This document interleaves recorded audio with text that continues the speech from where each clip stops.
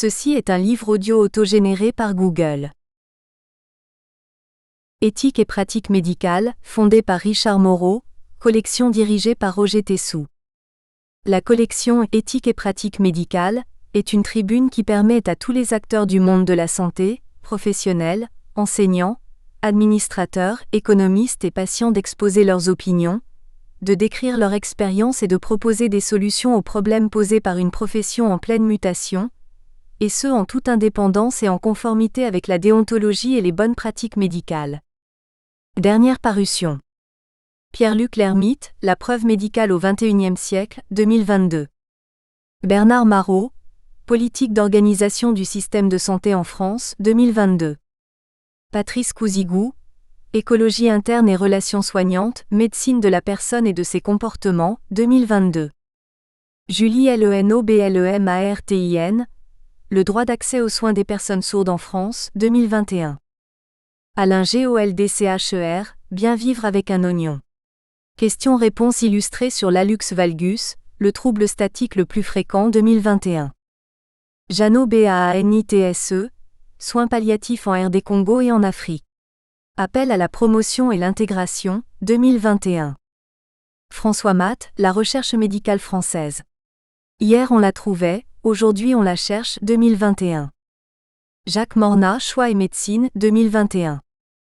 Philippe Viard, On n'est jamais assez vieux pour faire un mort, repenser les soins pour les personnes dans les services de longue durée, 2021. Justine Dill, Vaccin entre méfiance et adhésion, 2021. Jean-Yves de la CAFFINIERE, 50 ans de pratique chirurgicale. Pensée parallèle, 2021. David Leriche, Équilibre et motricité chez les personnes âgées, la liaison œil-pied, 2020. Remerciements. Les auteurs remercient, pour leur participation à la conception et à l'édition. Le conseil scientifique. BOUZAKRI Karim. BUBECK Arnaud. DEHLING Eric. HERDT Catherine. Klein Dorothée. Lazarus Annie. Pinger Michel. Les Reviewers. Grange Laurent. Cet ouvrage a été édité avec le soutien du CID.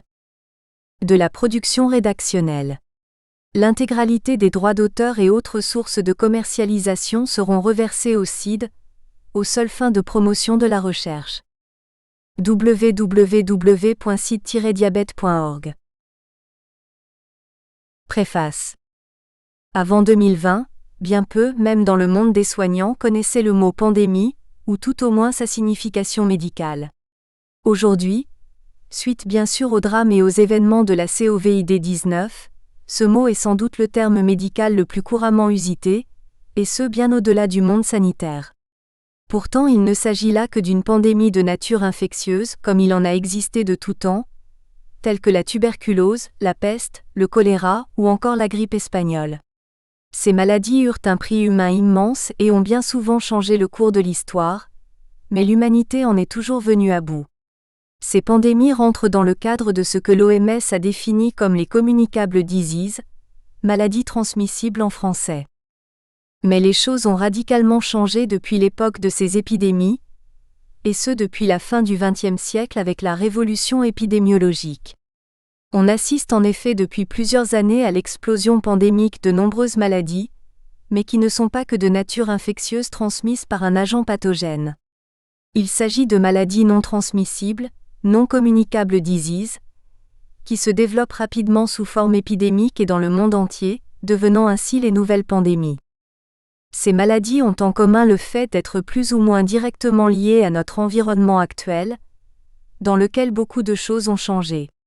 Notre mode de vie tout d'abord a été fondamentalement transformé par l'explosion technologique des 20 dernières années, entraînant des modifications profondes de nos comportements. Mais ce sont également les modifications écologiques qui transforment notre environnement et entraînent de nouvelles menaces. Ces nouvelles maladies pandémiques évoluent ainsi sur un mode chronique, et perdurent durant plusieurs années souvent jusqu'à la fin de vie de celui ou celle qui en est atteint. Aujourd'hui, ces maladies chroniques pandémiques représentent l'enjeu majeur de la santé des 30 prochaines années, et peut-être du XXIe siècle qui risque de rester dans l'histoire comme le siècle des pandémies.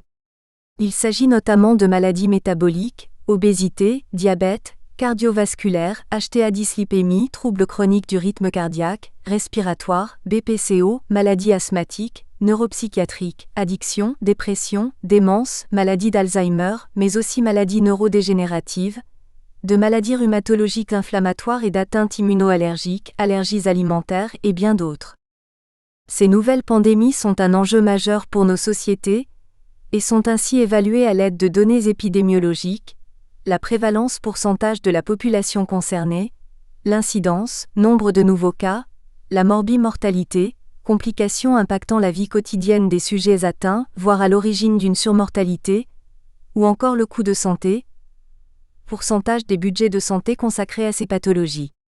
Les chiffres de l'Organisation mondiale de la santé indiquent par exemple qu'en 2020, 35% des sujets de plus de 65 ans vivent avec au moins 2 maladies chroniques, que 80% des budgets de santé sont destinés au traitement de ces nouvelles pandémies, et que les maladies chroniques tuent chaque année plus de 45 millions de personnes dans le monde.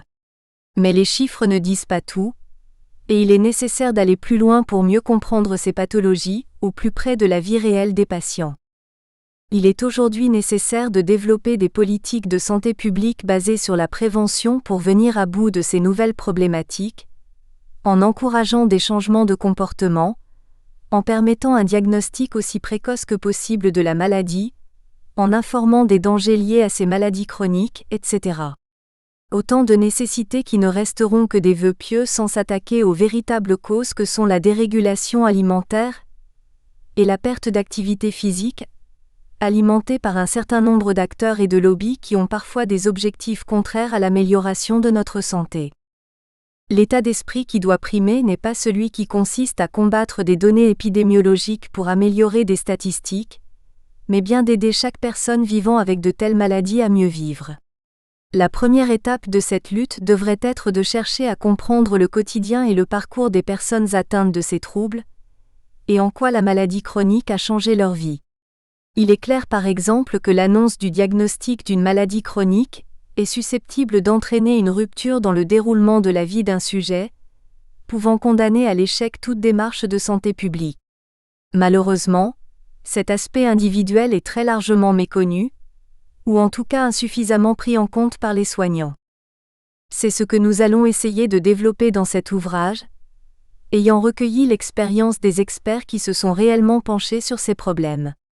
Le diabète nous apparaît comme étant un modèle particulièrement exemplaire des maladies chroniques qui existent aujourd'hui, dans la mesure où cette affection est bien comprise, son évolution particulièrement spectaculaire, mais où la mise en application des traitements peine encore à se concrétiser.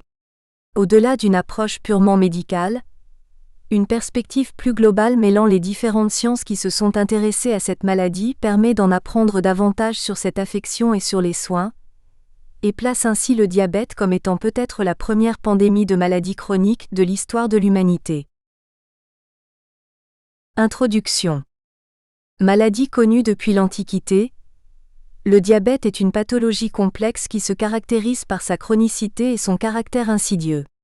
Depuis plusieurs années, les études épidémiologiques mettent en avant une augmentation considérable de la prévalence du diabète de type 2, et ce à l'échelle mondiale. Nulle société ne semble réellement épargnée par cette augmentation, que ce soit les pays développés ou en voie de développement.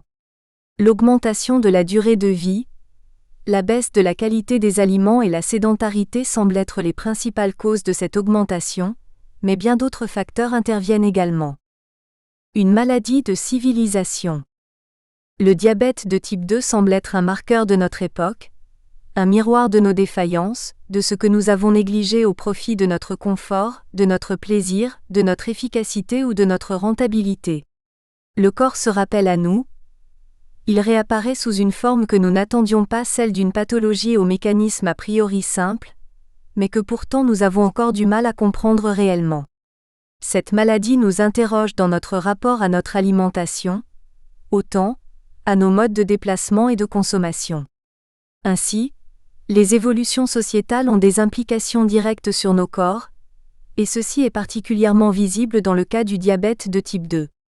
Il paraît donc nécessaire de croiser les disciplines pour étudier ce qu'elles ont à apporter sur ce sujet, que ce soit celles des sciences humaines et sociales ou celles des sciences naturelles. Les recherches sur le diabète sont en constante évolution, et de nouvelles données sont régulièrement produites qui bouleversent nos connaissances dans le domaine. Par exemple, ces dernières années, de nombreuses études ont mis en avant de nouveaux liens de causalité avec l'apparition de la maladie, incluant les causes environnementales comme la pollution, des facteurs de stress et des facteurs génétiques. La vision d'un diabète de type 2 qui serait uniquement lié au comportement et au choix d'une personne diabétique, et incombe seulement à sa propre responsabilité est donc à remettre en cause, notamment à l'égard de l'environnement et des conditions dans lesquelles vivent les patients. L'urbanisme des villes va notamment avoir un impact sur la possibilité d'utiliser des modes de transport actifs, et donc de faire de l'activité physique au quotidien, si un réseau efficient de pistes cyclables est mis à disposition par exemple. À l'inverse, pour les villes qui ont été construites autour de l'utilisation de modes de transport passifs comme la voiture, il sera d'autant plus difficile de bouger son corps au quotidien. Il existe ainsi de nombreuses causes structurelles qui vont déterminer les comportements, et qui ne dépendent pas des volontés individuelles. Les méthodes thérapeutiques pour gérer le diabète sont aujourd'hui bien connues, et ont démontré leur efficacité. Elles reposent sur un triptyque: le traitement médicamenteux, l'alimentation et l'activité physique. L'application des recommandations dans ces trois domaines s'avère extrêmement complexe, dépendant des conditions sociales de chacun, de ses références culturelles, de son environnement familial, de son propre rapport à son corps et à l'effort et de ses ressources. Les politiques publiques doivent prendre en compte ces différents facteurs et proposer une réponse globale, sous peine de ne pas répondre aux besoins de la situation et des patients. Les mesures actuelles ne semblent pourtant pas être à la hauteur du problème, étant donné l'augmentation constante de la prévalence du diabète de type 2. Nos sociétés dépensent des ressources considérables pour prodiguer des soins aux personnes malades, au lieu de capitaliser sur la santé des populations en proposant de réelles mesures de prévention. Maladies de société, maladies du corps, voire même maladies de civilisation, le diabète de type 2 est ainsi au carrefour de nombreuses problématiques de notre époque. Pour le comprendre et pour pouvoir agir dessus, il est nécessaire de croiser les regards entre les disciplines et les savoirs, afin de saisir l'entièreté du phénomène. Les disciplines des sciences naturelles, des sciences humaines et sociales peuvent et doivent converger, et apporter leurs connaissances afin de réellement prendre toute la mesure du sujet.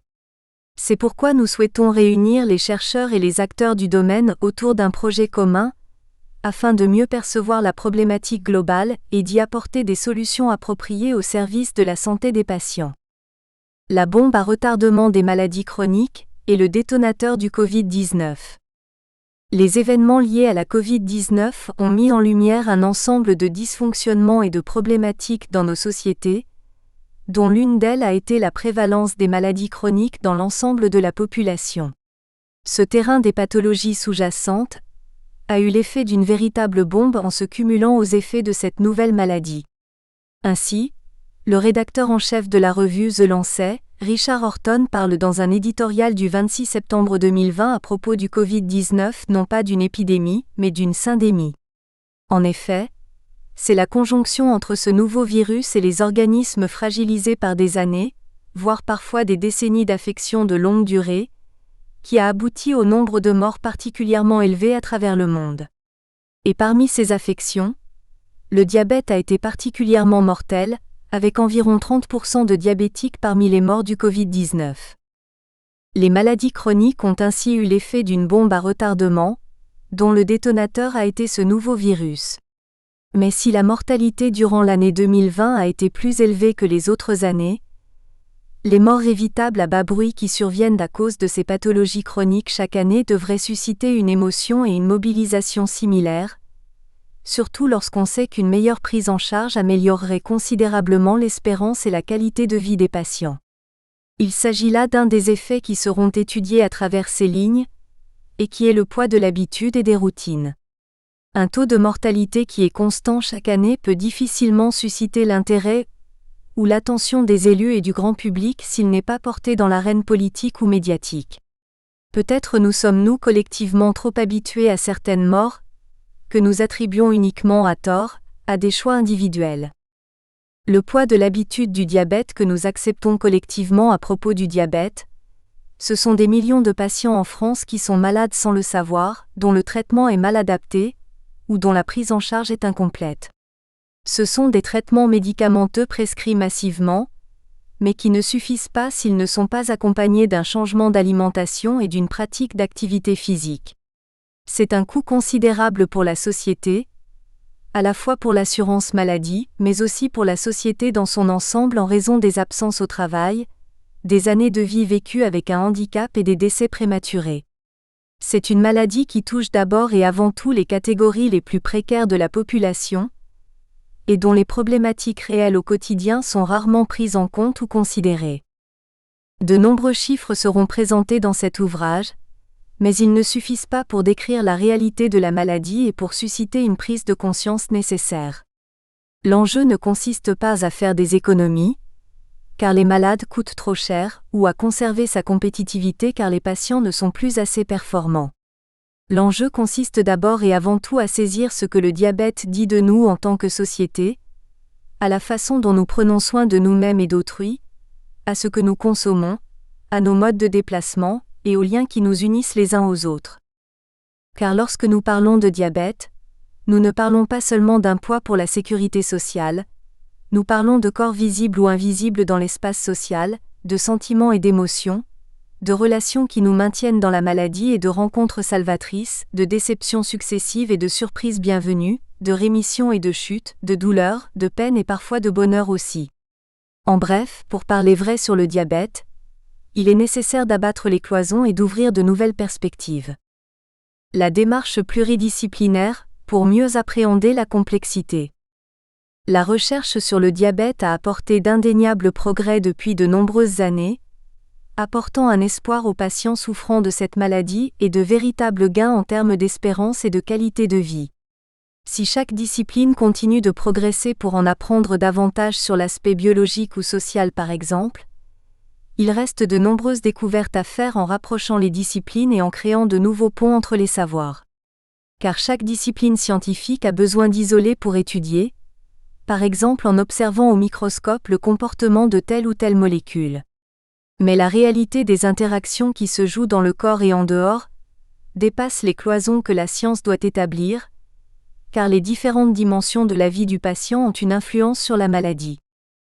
Le diabète est un exemple frappant d'un sujet qui ne peut se cantonner à une seule dimension, car les aspects biologiques, médicaux, psychologiques, sociologiques et sociétaux jouent tous un rôle et interagissent entre eux pour aboutir à la singularité de chaque patient et de chaque parcours de vie.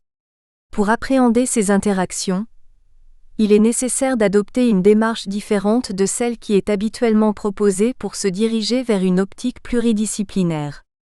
C'est ce que permet notamment l'approche dite de la pensée complexe, un terme défendu par le sociologue et philosophe Edgar Morin, qui permet d'appréhender les événements dans une perspective plus globale.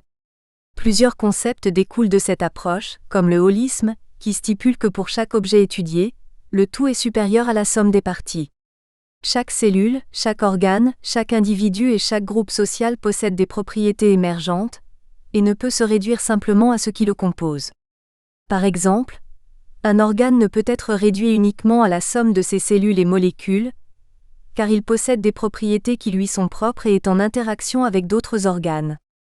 De la même façon, une société est composée d'individus, mais ne peut se comprendre en additionnant simplement ses individualités, car son fonctionnement dépend d'autres règles et ses enjeux sont spécifiques à un contexte culturel, historique, etc. L'approche pluridisciplinaire que nous développons dans cet ouvrage est un pas de plus vers cet idéal de la pensée complexe, en réunissant des chercheurs et des professionnels de santé qui travaillent sur le même sujet, mais communiquent peu entre eux. Parmi les concepts qui permettent de faire le lien entre les disciplines et entre les différents aspects de la maladie, il en est un qui nous a paru particulièrement intéressant, et qui est le thème de la temporalité. Le diabète nous semble en effet être une maladie du temps, un temps qui se compresse et se dilate, un temps qui échappe sur lequel le patient n'a pas de prise dans une routine quotidienne qui se perpétue, un temps qui cristallise de nombreux enjeux pour l'individu et la société. La première partie de cet ouvrage est donc consacrée à cette notion, en présentant des définitions des différents termes qui s'y rattachent, à la fois de manière philosophique et médicale. La temporalité apparaît notamment dans le récit des patients, et c'est dans leur écoute que l'on prend véritablement conscience de l'importance de cette notion, où la maladie vient instaurer un autre rapport au vécu et aux événements lointains. La chronicité de la maladie, la répétition inlassable des mêmes problématiques devient inlassable et vient bouleverser un quotidien souvent rempli d'une multitude de problématiques pour des patients précaires. Dans la deuxième partie de notre ouvrage, nous abordons les effets et les enjeux de la maladie et des différents traitements qui ont prouvé leur efficacité. Une prise en charge efficace repose sur un triptyque, le traitement médicamenteux, l'activité physique et l'alimentation. Chaque traitement possède des mécanismes et des effets particuliers qu'il est nécessaire de connaître pour mieux convaincre les patients de leur nécessité, avec à chaque fois une temporalité particulière qui se joue dans le court, moyen et long terme. Les différents organes du corps humain communiquent entre eux par des signaux chimiques dans un véritable dialogue interorganes, mais le diabète vient altérer cette possibilité d'un dialogue. L'activité physique peut ainsi devenir un remède pour rétablir la communication, notamment par la stimulation régulière des muscles sur le temps long qui permettra aux messagers chimiques de mieux circuler. La question des traitements médicamenteux est également un sujet essentiel qui nécessite sans doute une clarification. Il existe en effet aujourd'hui une multitude de molécules ayant différents effets sur l'organisme, pouvant ainsi amener à des confusions pour les patients et même certains professionnels de santé.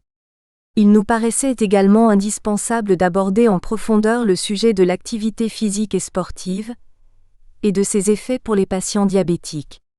Les récentes découvertes dans ce domaine ont démontré l'efficacité redoutable d'une activité physique régulière, et de nombreuses recommandations ont été édictées par différentes autorités compétentes qui sont présentées dans ces lignes. Enfin, le dernier chapitre de cette partie sur les traitements s'intéresse à l'alimentation, un domaine également fondamental qui conditionne en grande partie la réussite ou non d'une prise en charge. De nombreux termes nécessitent ainsi une clarification pour y voir plus clair, car des recommandations simples et efficaces existent. Avec les recommandations simples et claires que nous présentons, il est possible de rétablir le dialogue à l'intérieur de l'organisme, mais ce dialogue doit aussi se rétablir entre les individus. La troisième partie de notre ouvrage s'intéresse ainsi à l'articulation qui existe entre l'individu et la société. Du point de vue psychologique, tout d'abord, de nombreux éléments sont à prendre en compte comme les facteurs de risque, l'importance de l'annonce du diagnostic ainsi que les répercussions de la maladie sur les différents aspects de la vie du patient. Nous présentons ces enjeux dans un chapitre qui présente les dimensions psychologiques de la maladie et les différentes thérapies qui s'offrent aux patients.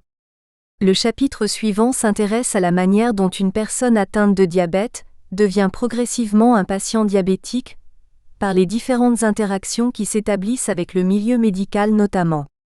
Enfin, il nous semblait important d'aborder le sujet économique du diabète, pour comprendre l'impact au niveau de la société et pour la sécurité sociale. Nous présentons ainsi le fardeau économique que représente le diabète, et les solutions de prise en charge les plus bénéfiques pour notre système de santé. Les enjeux autour du diabète sont en constante évolution, et dépendent des changements sociétaux et de nos habitudes de consommation.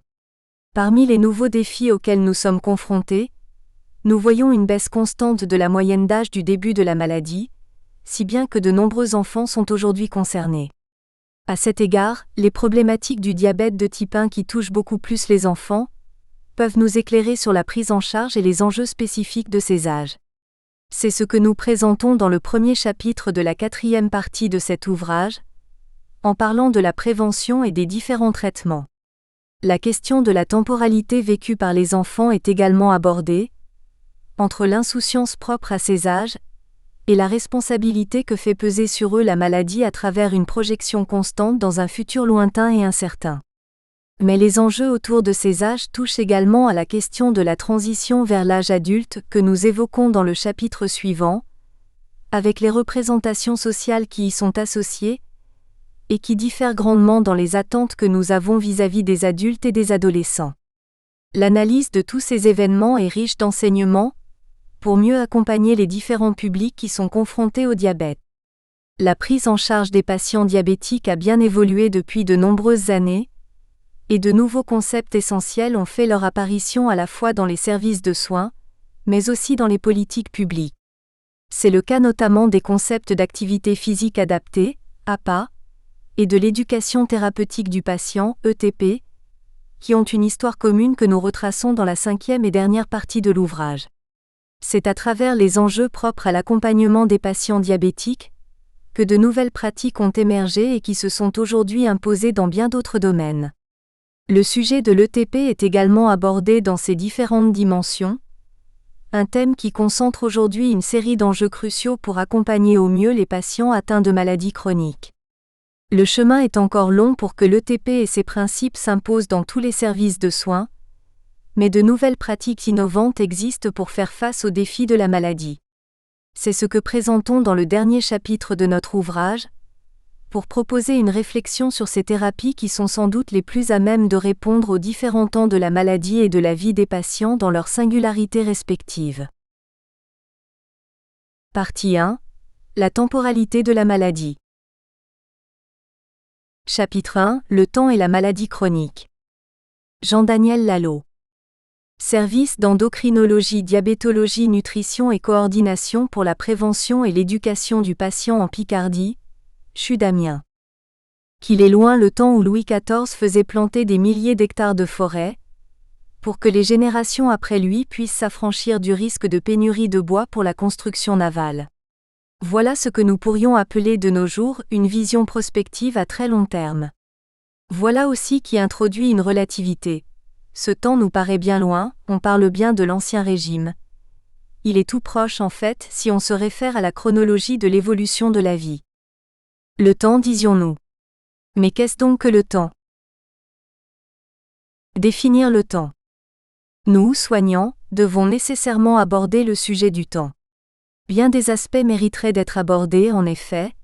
S'agissant de la vie, il est bien un temps dont nos vies sont faites, de la maladie chronique, de son évolution, du temps soignant, et ce dans le contexte actuel si pressé.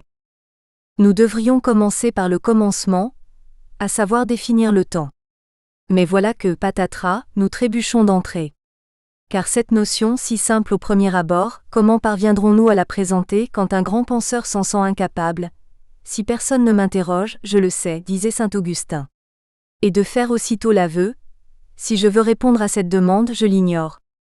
Disons simplement, avec la philosophe Simone Weil, que le temps est la préoccupation la plus profonde et la plus tragique des êtres humains. Il n'y a pas un seul et même temps. La difficulté tient au fait qu'il n'y a pas un seul et même temps. Nous n'évoquons pas ici la problématique du temps qui ne s'écoule pas à la même vitesse selon l'altitude ou la gravité, encore moins celle du temps qui n'existe pas en physique quantique, Carlo Rovelli. Il n'y en a pas moins un temps dont nos vies, nos douleurs, nos souffrances parfois sont faites. Nous pouvons donc à tout le moins aborder la notion de chronicité et ce, pour nous inscrire dans un bornage dans le temps, en considérant son opposé, le caractère aigu et donc la brièveté.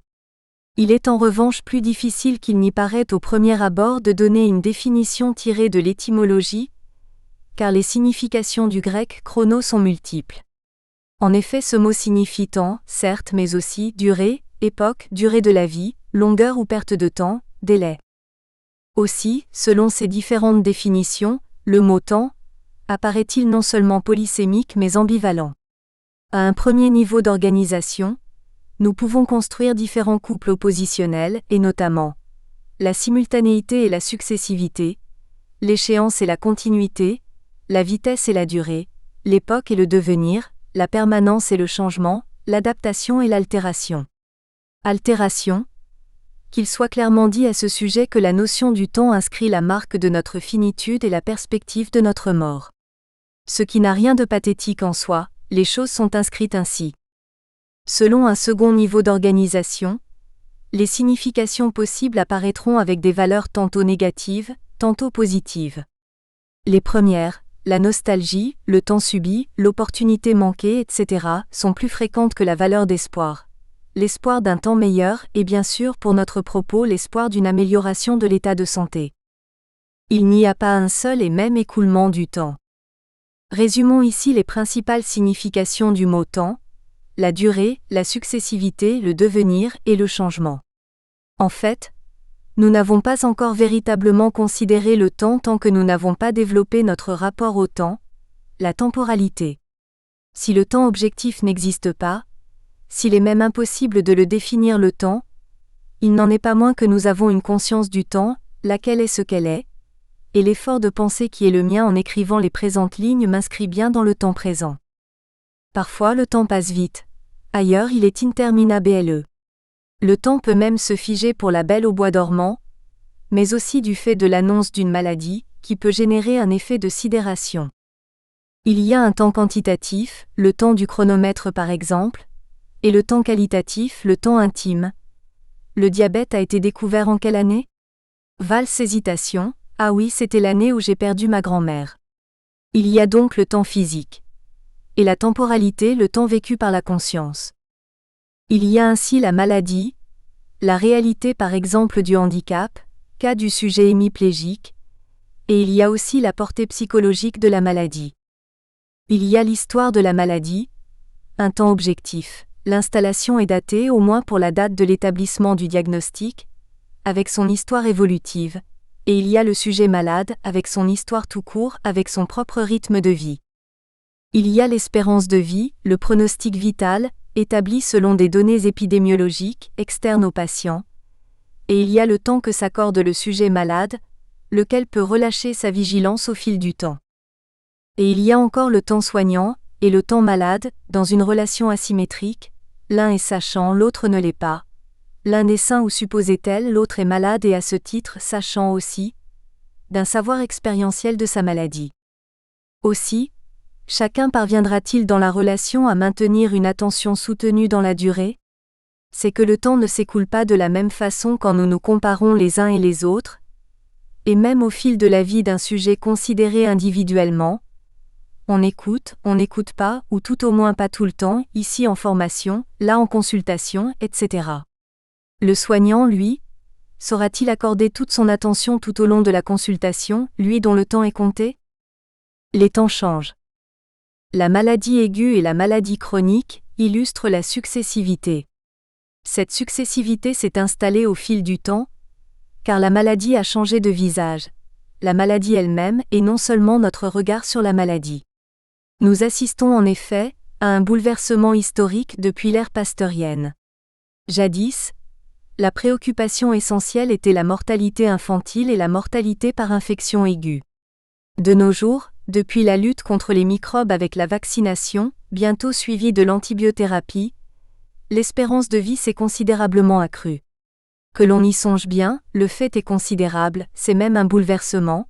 Depuis que l'homme est homme, cette espérance de vie a pratiquement doublé en l'espace d'un siècle. Un tel changement, avec la prévalence actuelle de la chronicité, a pour corollaire la nécessité d'un changement de nature de la relation de soins, laquelle était de nature verticale par nécessité dans la médecine aiguë, menaçante, et qui doit tendre désormais à s'horizontaliser. La question dès lors se pose de savoir si l'ancien modèle dit biomédical tend véritablement à se muer de nos jours en un nouveau modèle, un modèle dit biopsychosocial. À contre-temps. De ce fait, la distinction peut maintenant prendre place entre aigu et chronique. Pour être plus précis, nous dirons aigu, subaigu et ou chronique. En regard de quoi pourront être proposées des hospitalisations de court, moyen ou long séjour. Aussi assistons-nous, non seulement au déploiement dans la durée, mais à une inversion même. Les maladies chroniques sont aujourd'hui les plus fréquentes et de loin, environ 80% des problèmes de santé. Elles sont légitimement de ce fait nos préoccupations essentielles, elles ne concernent rien de moins qu'un quart de la population française. Pour autant, nous demeurons en difficulté pour évoquer la chronicité. Confère les mots relatifs à l'activité de prévention des maladies chroniques. Stratégie, population cible, campagne d'information, évaluation de l'impact, etc. Ces mots se réfèrent au modèle bactériologique de l'agent agresseur, aigu. Il est vrai qu'ils sont issus de la médecine militaire nord-américaine. Et quelle singulière contraction des temps aussi, quand il est demandé, lors de la soumission à une autorité de santé d'un projet d'action de prévention, d'afficher une évaluation positive, avant même que la dite action ait été lancée. Les temps de crise. En fait, une autre successivité peut prendre place que celle de l'aigu chronique.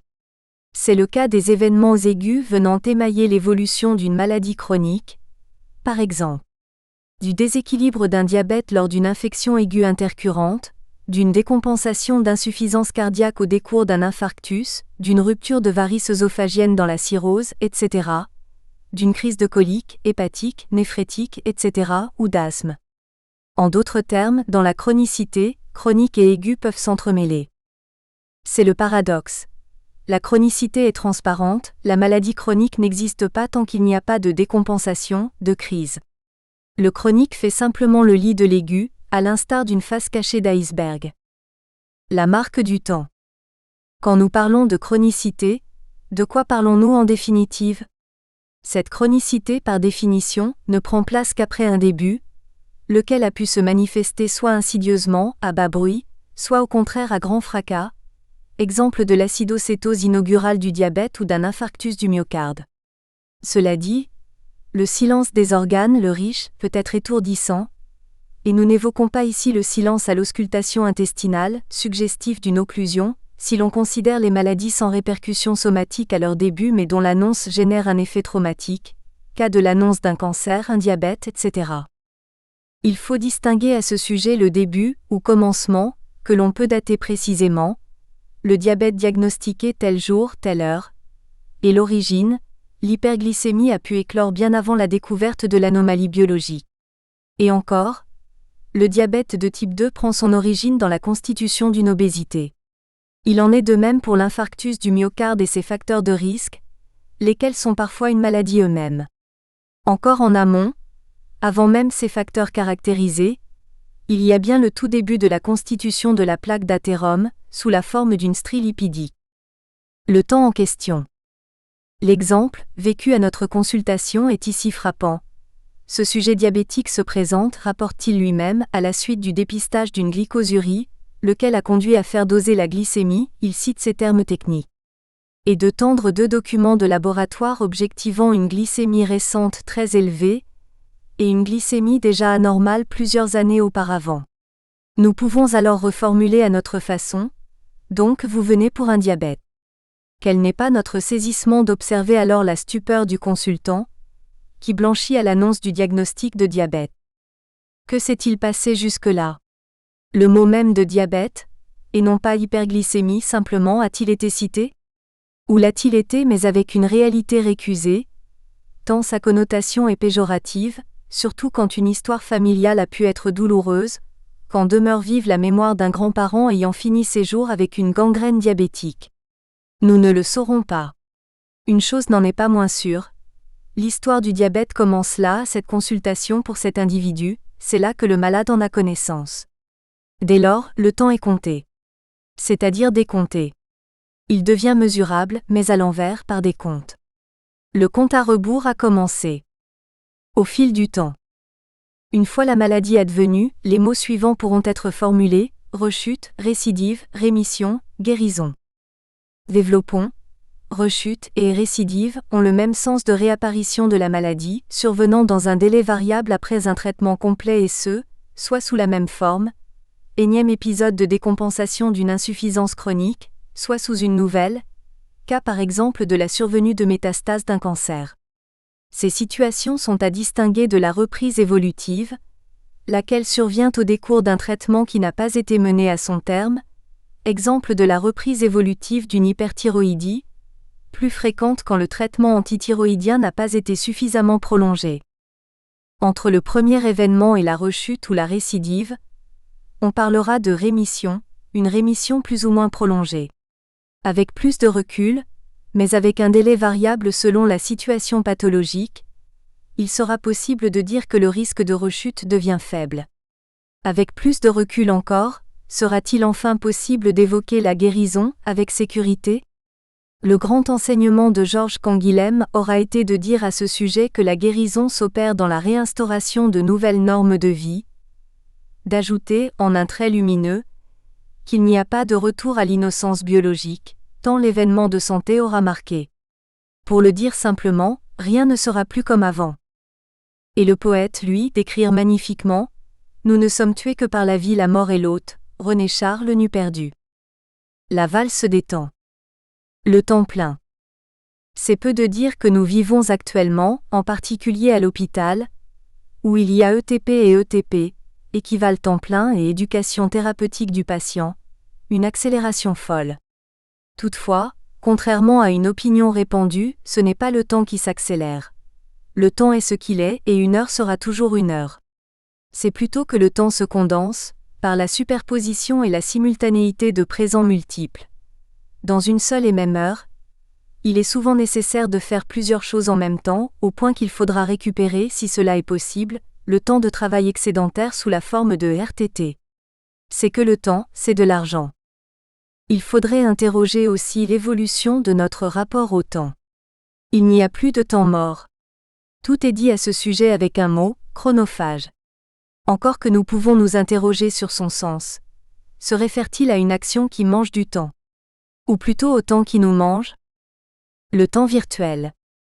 Faire de plus en plus de choses en un même temps a pour corollaire de les faire dans le moins de temps possible.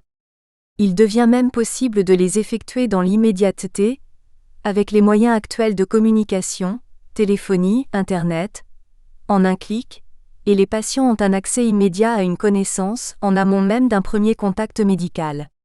L'accès aux adresses électroniques professionnelles leur permet de solliciter directement leur thérapeute, dans l'attente d'un retour rapide, sinon automatique. Aussi le temps, au sens de durée, devient-il virtuel. Si tout est urgent, plus rien n'est urgent en définitive.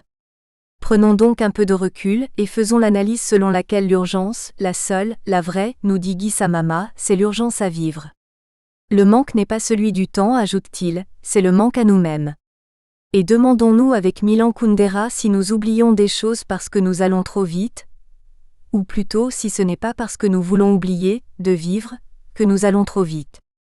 Dans un contexte où prime la tyrannie de l'immédiat, et où la croyance en l'éternité a disparu, se développe une intensification du rapport à soi-même. Celle-ci se traduit par une quête d'intensité qui se joue par rapport au temps, accomplir le plus de choses possible dans le moins de temps possible. Elle prend aussi la forme d'une quête de visibilité qui se joue par rapport à l'espace virtuel, grâce aux nouvelles technologies, et constitue la forme d'éternité propre à la société contemporaine, une éternité de soi par l'image. Le travail d'interprétation du récit du patient qui incombe aux soignants, ne requiert-il pas du temps? La pause ne fait-elle pas partie de la musique, Stefan Zweig, la confusion des sentiments? N'est-ce pas dans les moments de suspens que Bach, le logoréique, est le plus grand? Le temps dénié même. Il y a plus grave encore. Si Zénon d'Élée a pu établir le paradoxe selon lequel un mouvement, dans l'espace donc, tel celui d'une flèche par exemple, serait impossible, car avant d'arriver à destination, ce qui se meut doit d'abord arriver au milieu, et ainsi de suite ad infinitum, c'est bien sûr que à dessein pour nous inviter à réfléchir. Le problème n'avait pas été bien posé. Le mouvement temporalisé, la flèche lancée à T+, et qui parviendra bien à destination à T+, a été occulté ici au profit du temps spatialisé. Lisons, ou relisons à ce sujet l'introduction de Naissance de la clinique de Michel Foucault, et faisons l'observation que le temps cette fois a bel et bien disparu, il est dénié même. Cette introduction présente de façon lumineuse, deux descriptions anatomiques faites à assez peu d'intervalle de temps, en 1769 et en 1825, voire en annexe 2. Entre ces deux textes, nous dit l'auteur, la différence est infime et totale à la fois. Infime parce qu'en première analyse, le second texte est simplement plus long, descriptif, plus précis. Et totale en fait, parce qu'un changement est survenu, un changement majeur, une nouvelle manière de voir et corollairement une nouvelle manière de dire. Le langage se mue en un discours descriptif, rationnel, scientifique, un langage scientifique évacuant le narratif. Le monde de la connaissance se mue en un monde des objets à connaître, dans une constante visibilité. Le regard devient empirique, les phénomènes sont réduits à l'évidence des seuls contenus visibles. La raison évacue l'imagination. La parole, l'exercice de l'esprit, les investissements imaginaires est réduite à un commentaire, une observation, la fameuse observation médicale. Le regard nouveau pose à plat, spatialise les phénomènes, le tableau clinique, enfermé dans l'actuel et évacue ainsi et la profondeur et l'expérience temporalisée. Le qu'avez-vous ? Qui se réfère à l'essence de la maladie, et donc au temps, et en définitive à la question du sens, se mue en un. Où avez-vous mal ? Voici advenu l'ère anatomo-clinique, montrer c'est démontrer, et voir c'est savoir. Comme il faut des évidences, l'évidence basée de médecine règne désormais en maîtresse absolue. Un formidable processus de désymbolisation est en marche. Le discours scientifique prend de la même façon la forme unique d'un plan sans profondeur avec la projection d'un graphique bidimensionnel, y compris pour évoquer les phénomènes temporels, véritable négation de l'épaisseur du vivant et de la temporalité des sujets souffrants. L'anomalie se traduit par un écart et donc dans l'espace. L'anormal, lui, réfère aussi à l'espace par l'écart entre le normal et l'anormal au sein d'un collectif, tandis qu'il réfère bien au temps pour un sujet considéré individuellement, avec la successivité des états, normal puis anormal. Or ce qui importe, c'est le diagnostic certes, mais bien dans la visée d'établir un pronostic. Le temps restauré ? Il ne s'agit pas à ce stade de partir à la recherche du temps perdu nostalgiquement, la fameuse Madeleine de Proust. Il nous incombe plutôt de redonner du temps au temps, formule pour autant un peu agaçante, de sorte que nous dirons mieux. Il nous incombe de soigner le temps de nous soigner nous-mêmes, en nous donnant au sens premier et fort, le temps de l'élaboration. Car l'élaboration est bien un travail, labeur, labour du latin labor, et tout travail pour qu'il soit bien réalisé requiert du temps. Nous voulons être au plus près des éprouvés du corps. La difficulté de la transmutation des sensations corporelles en émotions-sentiments, du fait du défaut d'accordage affectif, qui nous semble être en deçà de la capacité à identifier ces émotions, laisse le processus de mémoire se développer dans l'espace corporel plutôt que dans l'espace psychique, où il y aurait dès lors acquisition d'un souvenir et donc d'une temporalité à partir d'une expérience satisfaisante du passé. Ainsi, parallèlement se jouent des parties entre le corps et l'esprit et entre l'espace et le temps. Le passage à l'acte dans l'espace corporel est la quête d'une trace qui brutalement s'opère, lorsque l'appareil psychique ne parvient pas à réactiver une expérience d'être passé. Les temps forts de la relation de soins. Il ne s'agit pas non plus d'inscrire simplement, en regard de la chronicité, le soin dans la durée. Il s'agit plutôt de penser des temps d'une nature différente. Il y a bien un temps premier, le temps d'initiation, un temps déterminant pour engager une relation de confiance, pour poser les bases d'une alliance. Il y a ensuite un temps d'accompagnement, un temps sensible aussi, pensons à l'étymologie de accompagner, qui a le sens de partager le pain. Dans une relation qui est certes, et qui demeurera asymétrique, avons-nous déjà souligné. Enfin, comme tout ceci se déploie toujours avec la visée de l'autonomie du patient, il y aura bien un troisième et dernier temps, le terme. Un terme qui ne saurait être en aucun cas un coup près. Le terme ponctue un parcours de soins, mais un parcours qu'il sera toujours possible de réengager, en cas de nécessité. Une alliance peut être réétablie. Le changement du temps, le changement du changement. Le changement du temps, c'est le changement du changement. Rapprochons-nous à ce sujet de la culture chinoise. Car la Chine a pensé non pas le temps, mais le processus. Non pas le changement entre un début et une fin, pour les chrétiens, entre la chute hors du paradis éternel qui a donné le temps et la fin du monde, mais des facteurs en corrélation, le yin et le yang, sans fin, non pas le changement à titre de résultat, mais le changeant, la transition, non pas la mutation, locale, mais la transformation globale par modification-continuation, non pas événement, isolable, avec le pathos afférent si cher à la culture européenne, mais en sagesse dissolvant l'exceptionnalité de l'événement, non pas en présent, en laps de temps, mais en moment, non pas en kairos, le temps ponctuel de l'occasion opportune, mais en à propos. Par une ouverture continue à l'occurrence, prendre la bonne initiative au bon moment et échapper ainsi à l'alternative, tomber juste ou pas. Nous n'abandonnerons tout de même pas la conceptualisation occidentale. Avec le grec prosoché, il est une dimension du temps qui n'a plus rien à voir avec la notion linéaire, chrono ou temps physique. La dimension du temps est ici celle qui crée de la profondeur dans l'instant et ainsi une inscription dans le présent. Il est temps de conclure. La question qui se pose véritablement aux soignants face à la maladie chronique est: comment conjuguer, comment concilier même l'urgence, la gestion du quotidien, l'anticipation des effets des décisions prises au quotidien et une vision prospective pour le long terme? Concluons donc simplement à propos de toute cette complexité. Il y a le temps, la durée, et aussi le nécessaire travail de l'esprit et l'élaboration d'une vision prospective. Labeur et labour sont bien les mots du travail et de la pénibilité afférente. Le prix à payer pour voir apparaître à distance dans le temps le fruit de nos actes. Référence bibliographique.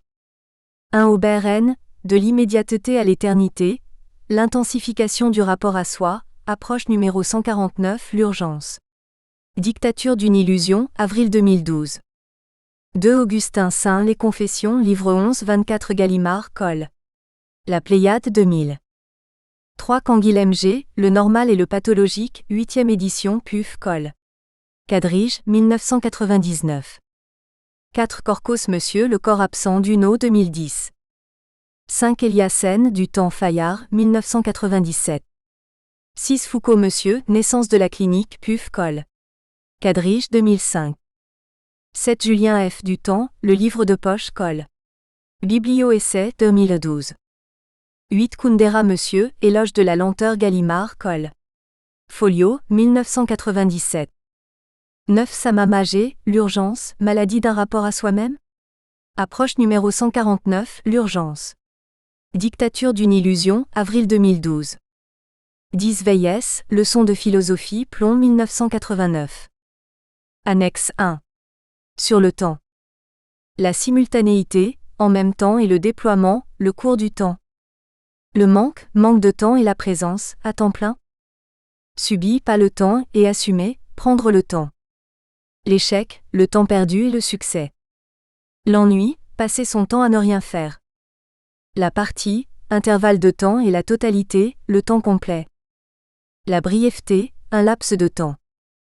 La linéarité, le fil du temps et la successivité, la valse à 3 temps. L'éphémère, ne dure qu'un temps. La continuité de tout temps et l'échéance, un temps compté. L'unicité, un seul et même temps, et la pluralité, les figures du temps. La vitesse, un temps record et la durée, le temps long. La permanence, depuis la nuit des temps et le changement, les temps changent. L'imminence, question de temps et le délai. Le vide et le plein. L'exactitude, en temps et en heure, et l'incertain, un certain temps. L'époque, en ce temps-là, et le devenir, le temps viendra. L'occasionnel, de temps en temps, et le régulier, tout le temps. Le conjoncturel, les temps sont durs. L'opportunité, selon le temps. Le révolu, autre temps, autre meurt. La terminaison, elle a fait son temps. La nostalgie, le bon temps et l'espoir, des temps meilleurs. Le provisoire, pour un temps et le définitif, pour tous les temps. L'adaptation, être dans son temps et l'altération, la marque du temps, et en définitive la mort, la faux du temps. Annexe 2. Texte de M. Foucault dans Naissance de la clinique, préface. Pomme soigna et guérit une hystérique en lui faisant prendre des bains de 10 à 12 heures par jour, pendant 10 mois entiers. Au terme de cette cure contre le dessèchement du système nerveux et la chaleur qui l'entretenait, Pomme vit des portions membraneuses semblables à des morceaux de parchemin trempés, se détacher par de légères douleurs et sortir journellement avec les urines, l'urtère du côté droit se dépouiller à son tour et sortir tout entier par la même voie. Il en fut de même pour les intestins qui, dans un autre temps, se dépouillèrent de leur tunique interne que nous vîmes sortir par le rectum. L'œsophage, la trachée artère et la langue s'étaient dépouillés à leur tour. Et la malade nous avait rejeté différentes pièces soit par le vomissement soit par l'expectoration. Année 1769. Et voici comment un médecin perçoit une lésion anatomique de l'encéphale et de ses enveloppes. Il s'agit de fausses membranes qu'on trouve fréquemment chez les sujets atteints de méningite chronique. Leur surface externe appliquée à ce feuillet, tantôt d'une manière très lâche, et alors on les sépare facilement, tantôt d'une manière ferme et intime, et dans ce cas il est quelquefois difficile de les détacher. Leur surface interne est contiguë à l'arachnoïde, avec laquelle elles ne contractent aucune union.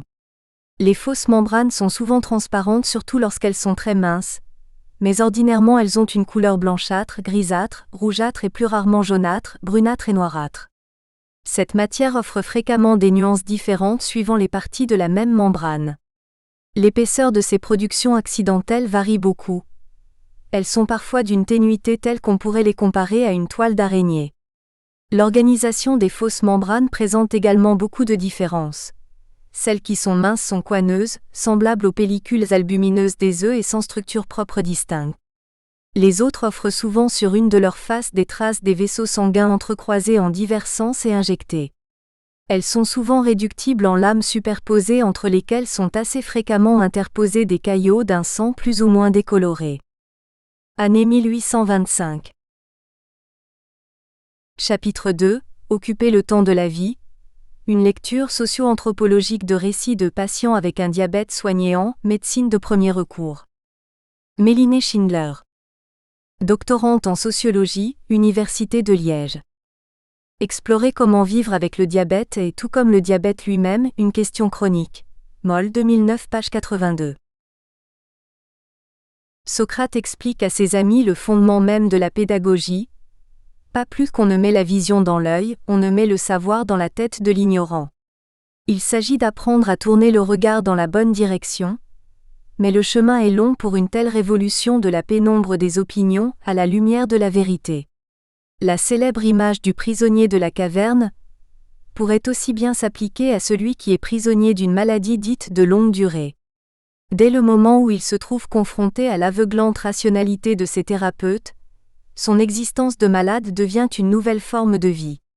C'est à la découverte de ce savoir d'expérience que nous consacrons notre essai, en compagnie de 23 malades chroniques qui ont bien voulu discuter avec nous de leur manière d'occuper le temps de la vie avant et après l'annonce de leur maladie. Symétriquement et contre toute attente, notre condition d'enquêtrice prisonnière de notre appareil académique a dû subir l'épreuve d'un certain aveuglement à la matérialité brute des récits de vie de ces condamnés à l'incurabilité, et au sens paradoxal qui s'en dégage. Le diabète à la fin des fins ne serait pas leur principal problème. Cheminement. En tant que sociologue, nous avons été sollicités en 2012 pour participer à la réalisation d'un projet intitulé « Mesure et amélioration de la qualité de la prise en charge de patients diabétiques au sein du service de médecine de premier recours, SMPR, des hôpitaux universitaires de Genève ». En Suisse, cette structure constitue le premier relais médical auquel un patient diabétique a accès dans sa demande de soins. À Genève plus particulièrement, au moment du lancement du projet, 437 personnes avec un diabète fréquentent le service, parmi lesquelles 23 diabétiques de type 2 seront recrutés sur une base volontaire pour réaliser le volet qualitatif de l'étude. Précisons encore que le personnel du service, médecins, pédagogues, diététiciens, infirmiers, a été formé aux pratiques de l'éducation thérapeutique du patient, ETP, telles qu'elles sont enseignées dans cette ville reconnue par l'Organisation mondiale de la santé comme l'un des 3 centres agréés pour la recherche en ETP avec Louvain et Paris. Grâce au soutien des collaboratrices responsables de ce projet, nous avons pu conduire des entretiens individuels semi-structurés avec ces 23 personnes sur la base d'un questionnaire offrant une plage suffisamment large aux surprises des récits de vie, mais orienté classiquement sur la réaction à l'annonce de la maladie, les difficultés de la vie quotidienne avec le diabète et les stratégies déployées pour y faire face. L'objectif de l'étude était au départ de connaître la perspective du patient sur sa maladie et sur les barrières ou ressources qu'il identifie dans la gestion de sa maladie. Les rencontres, intégralement enregistrées, se sont déroulées en 2012. Notre première lecture, respectueuse des règles d'usage en sociologie qualitative, a vite trouvé sa limite face à l'émouvante matérialité des discours qui se rappelaient à nous à chaque relecture.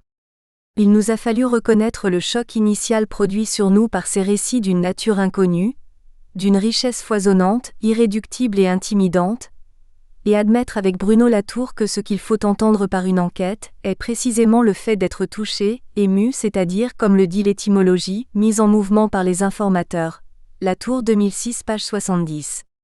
Peut-être nous étions-nous dit que la singularité de leur discours pouvait provenir d'une triple conjoncture, entre l'ignorance totale de la sociologue en ce qui concerne le diabète, la pratique d'un questionnaire ouvert, enfin le trajet propre à ces sujets fréquentant la médecine de premier recours de Genève. Nous étions loin de nous douter de l'état de précarité socio-économique de cette population, pourtant bien connue du service qui a procédé à son échantillonnage. Nous sommes ainsi entrés dans un deuxième temps de l'enquête, qui n'annule pas le premier mais le laisse agir en tant que ressource. Un déplacement s'est produit d'une perspective encore dominée par les catégories médicales et sociologiques, à une autre appréhension des récits des diabétiques. Leurs interventions dans nos propres démarches, une fois celles-là reconnues, ont fait basculer l'analyse thématique vers une autre lecture. Les diabétiques sont devenus nos guides à travers les questions mêmes que nous leur avions posées, et pourtant renouvelées parce que débordées par les récits qu'elles entraînaient presque malgré elles. Ainsi avons-nous appris que, quand nous interrogeons les autres, nous ne savons pas quelles sont les bonnes questions à leur poser. Lutz, 2004 page 22.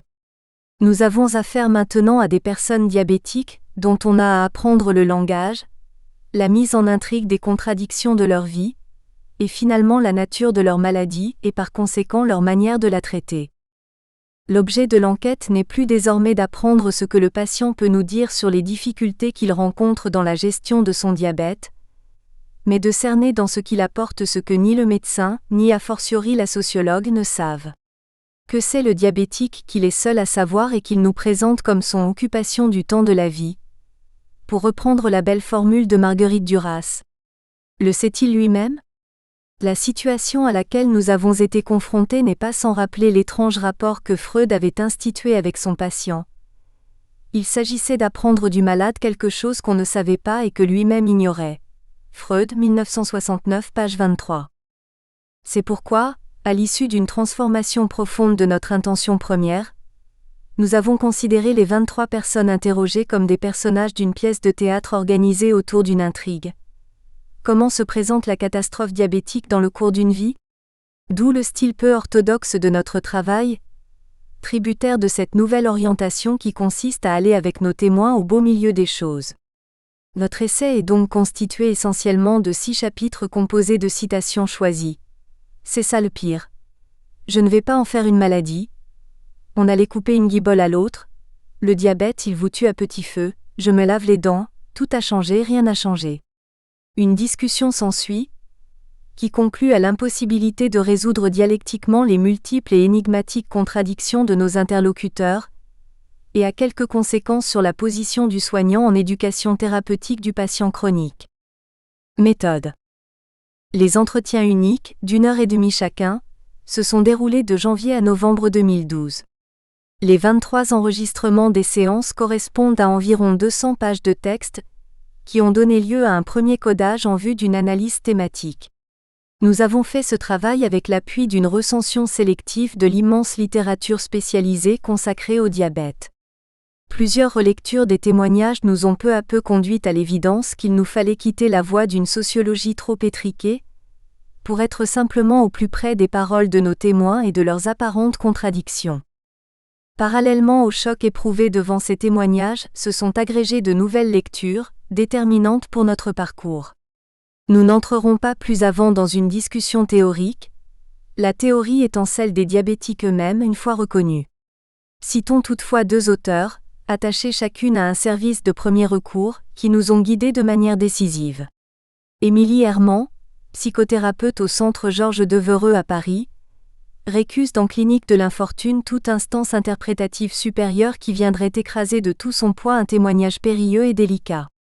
Elle conçoit les entretiens comme des portes qui s'ouvrent sur les univers des usagers, et veille à recueillir lors des discussions, les éléments qui font énigme, en respectant leur écologie propre. Herman 2004 page 99 à 100.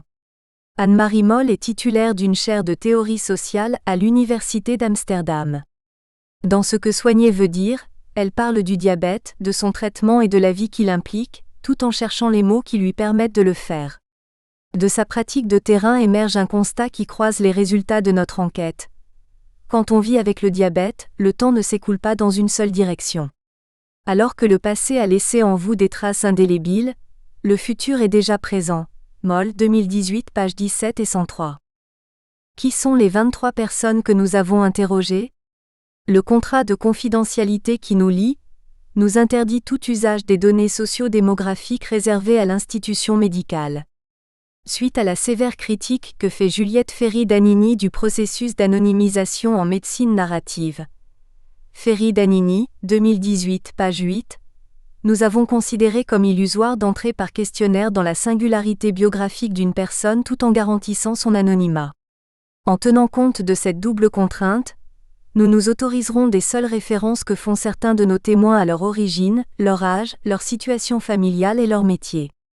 Ce sont de vieux routiers avec un formidable cumul d'expériences de vie, c'est 8 femmes et 15 hommes dont l'âge moyenne est de 62 ans, entre 48 ans pour les plus jeunes et 84 ans pour le plus vieux, avec en moyenne 14 ans de diabète, entre 3 ans et 41 ans.